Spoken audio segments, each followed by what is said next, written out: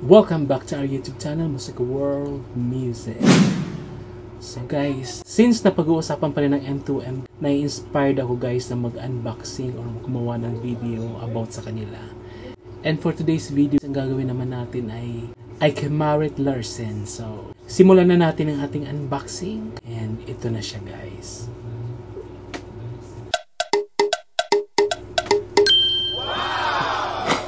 Ito guys ay vinyl record format. So,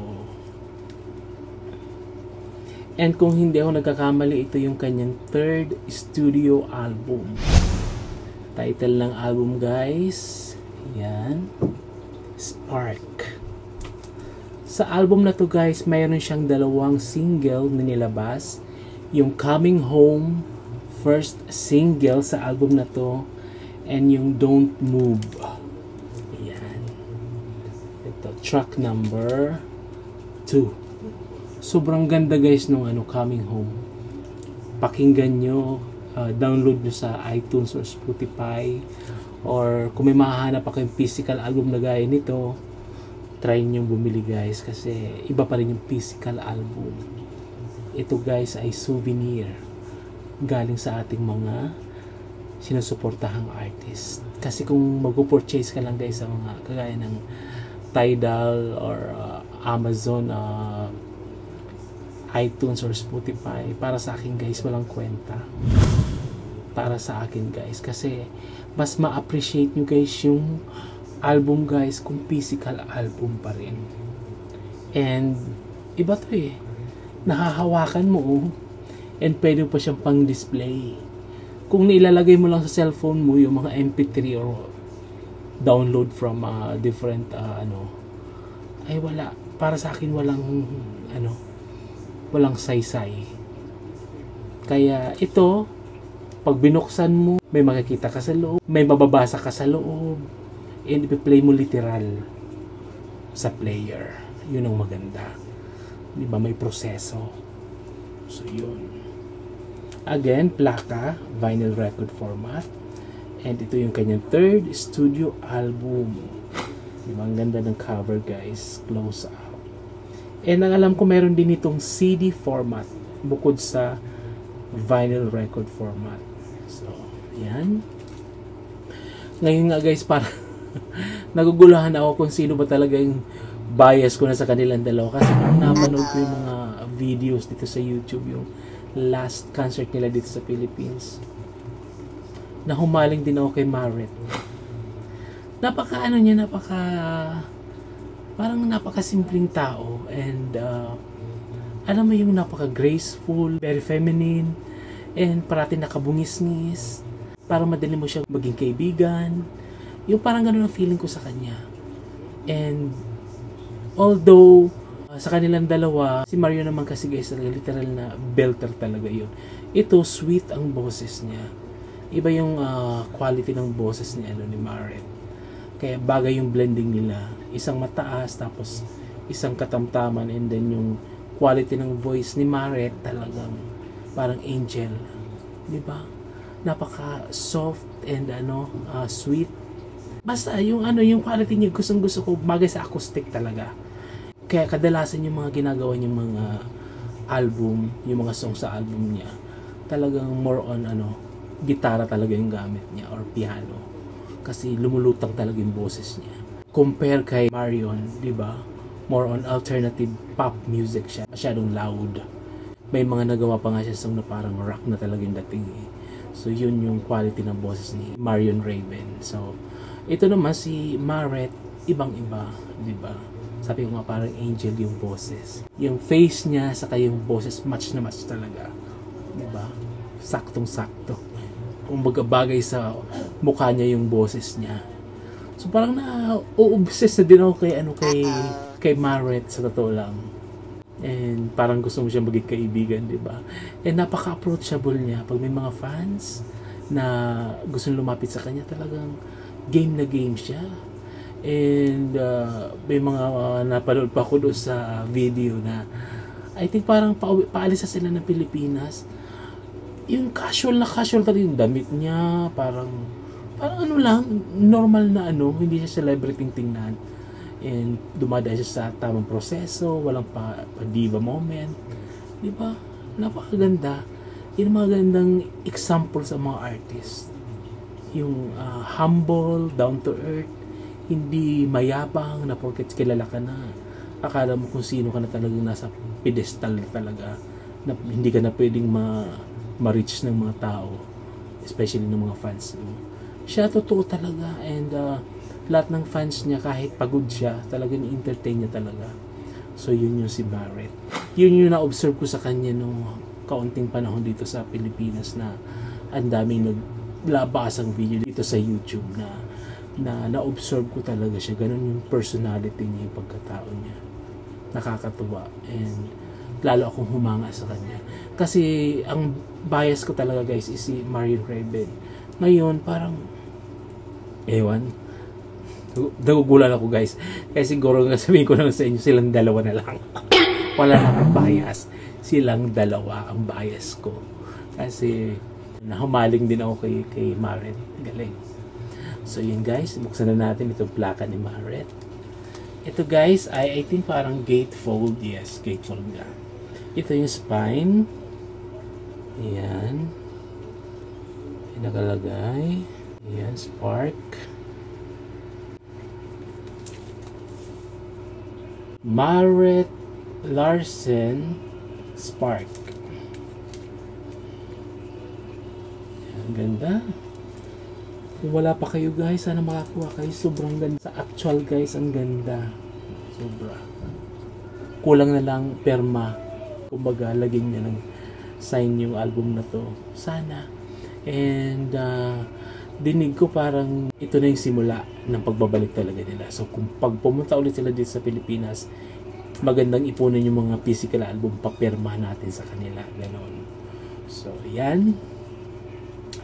Ito guys ay may 10 tracks sa album.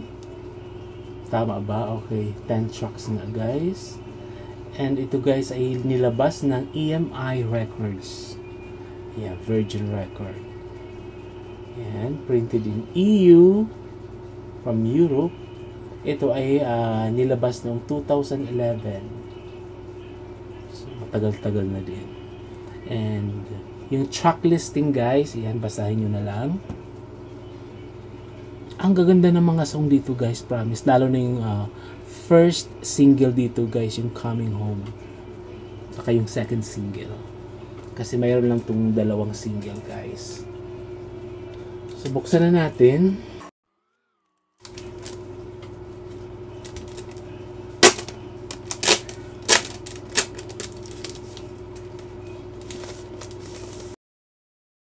Sino ba guys yung mga nakapanood ng concert guys sa Manila or Cebu or Davao? Pakwento naman guys yung mga personal experience nyo guys. I-comment nyo dyan sa ating comment section. And para naman ma-share nyo guys sa ibang fans ng M2M yung actual na na-experience nyo guys sa loob ng venue, diba? And by the way guys, yung mga avid fans ng SB19 na nakasubscribe sa akin, please guys, kung hindi nyo pa kilala ang M2M, i-research nyo guys, magugustuhan nyo. Kasi napansin ko although sold out yung mga concert nila dito sa Philippines, halos walang nanood ng mga Gen Z. Lahat lang yung mga kaedada na yung mga 30 pataas na audience. Wala ako nakitang parang nasa teens, walang ganun. Or mga early 20s. Napansin ko parang lahat actually 40 pataas ngayon mga nakita ko talaga yung mga kaedara natin. So, yung mga subscriber ko dito guys na mga avid fans ng P-pop, try nyo guys na i-discover ang M2M. Promise guys, magugustuhan nyo guys ang M2M. Ito guys ay gatefold. Buksan na natin. Yan. May isang photo. Yan, close up.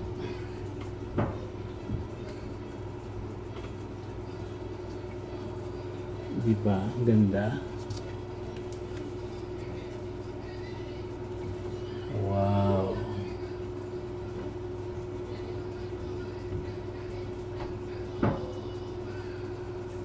Ito yung kanyang thank yous, oh. Ito guys, ang kagandahan ng physical album, mayroong mga ganito. May mga pa-thank yous, dedication sa kanilang mga fans, and lahat ng behind this album, lahat kumpleto na andito nakalagay. Buong detalye. So, yun ang kagandahan ng physical album. So, isi-share ko sa inyo guys kung ano ang mensahe ni Maret nang ginawa niya itong album na ito para sa atin, sa mga avid fans niya. So, basahin nyo guys, close up natin. Yan. Ito guys. Yan. Nabasa nyo ba guys? Yung close up na yun ha.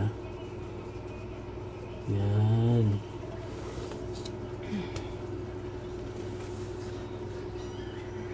Nakalagay, my dear friends and family, I love you. Wow. Kare, I'm so proud of what you've made. All the musicians who have contributed with their magic. And all new and old friends at EMI Music Norway, Sony Music. Yan, mga nakalagay dito guys. And last but not least, you for listening. Yan. So, ibig sabihin nito yung mga fans niya. Diba? Napaka-humble pa rin niya kahit sa message na ginawa niya guys, napaka-humble pa rin. Hindi niya sinabi talaga mga fans niya. So, ayaw niyang isipin yung kung gano'n siya kasikat na. Parang gano'n. Diba? Parang ayaw niya guys i-assume na sobrang dami ng kanyang mga fans. Kaya niligay niya na lang dito. And last but not least, you for listening. Yun. Ibig sabihin nun guys, yung mga fans niya na nakinig ng album na to. So, kunin na natin yung plaka guys.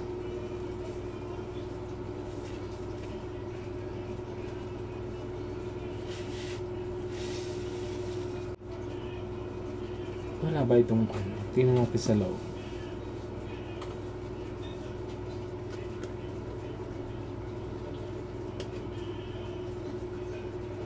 Wala. And wala na siyang photo. I think para mga lyrics ito guys sa mga song niya. Side B and side A. Yan. Kompleto guys, lahat ng lyrics ng album andito. And yung pinaka-plaka niya guys, wow! Colored vinyl press. So ibig sabihin guys, ito yung limited edition. Yan. Amazing! Wow! Diba guys? Match na match dito guys sa kanyang cover ng album. Diba?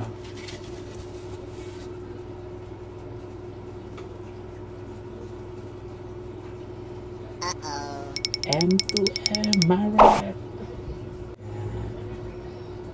Ganda. White na white siya guys. Match na match dito sa kanyang cover ng album. 10 tracks. Yun. So, I hope makakuha kayo ng copy nyo guys. Wag lang puro iTunes, Spotify. Please. Try nyo physical para mas masaya. Ito yung side A.